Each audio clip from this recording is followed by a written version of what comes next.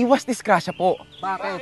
Alam niyo po ba na linya to ng kuryente? At delikado pong magkaingin at magsiga malapit sa linya ng kuryente. Kapag labis pong nainitan o nausukan ng mga linya, tore at mga materyales na nakakabit dito, maaaring magdulot ito ng pagkaantala sa daloy ng kuryente. Bukod sa apoy, kahit ang makapal at mainit na usok ay lubhang mapanganib. Ang usok mula sa pagsisiga ay nagiging dahilan para maayonize ang hangin sa paligid ng linya ng kuryente. Ang ibig sabihin po nito, ang mismong hangin ay pwedeng maging konduktor ng kuryente sa pagitan ng mga kable. Ang usok ay maaaring daluyan ng kuryente papuntang lupa at maging sanhi ng brownout. Iwas disgrasya, kuya, ha?